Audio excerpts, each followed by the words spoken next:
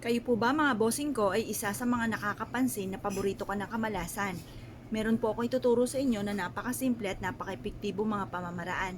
Kailangan lamang po natin mga bossing ko ng paminta.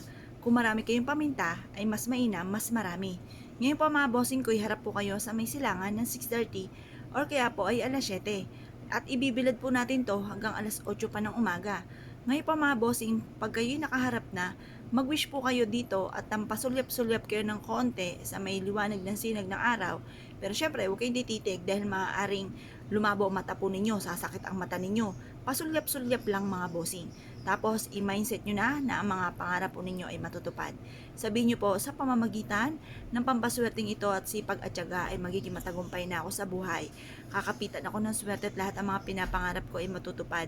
Mag-wish na po kayo na mula sa inyong pong puso. Sabihin po ninyo ang lahat ng nais ninyo na walang gamit na sana, direct to the point mga bossing.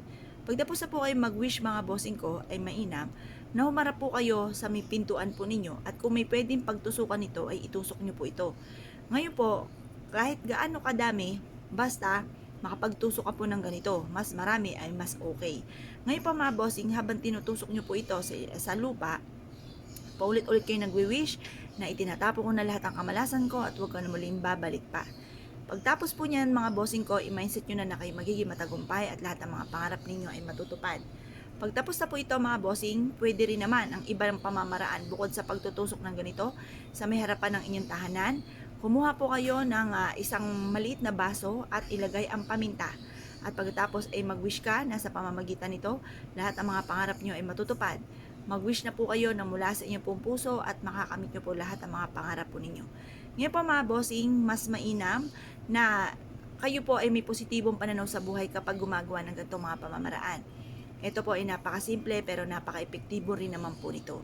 Ngayon po mga bossing, mas mainam po na kayo po ay may 100% na paniniwala. Ngayon po mga bossing, ang iba nyo pang pwedeng gawin, kumuha ka ng isang baso, tapos maglagay ka ng 7 butil lamang po ng paminta. At pagkatapos ay mag-wish ka na alisin na lahat ng mga kamalasan ninyo at puro swerte na dumating po sa inyo. Ngayon po mga bossing, kung kayo po ay naniniwala at gagawin nyo po yan, subukan nyo po yan. Basta kapag tubig, kailangan lagi malinis. Or kung halimbawa man po ay naging brown na ang tubig gawa ng paminta, huwag nyong hahayaan na matutuyo ang tubig. Kapag napansin nyo na parang umuunti, palitan nyo na lang po muli at lagyan ulit ng panibagong paminta at bagong tubig. Mas mainam na huwag nyong hahayaan na matutuyo sa isang basong tubig ang ating tubig na may paminta. Kasi mentras na ito po ay natutuyo, paunti na paunti ang blessing, paunti na paunti ang swerte. Kaya mas marami, puno po siya at laging malinis. Huwag nyong hahayaan na umunti mga bossing. Ngayon pa mga bossing ko kayo pinaniwala at na-issue po itong gawin. Ay siya mga bossing, good luck po sa inyo po lahat.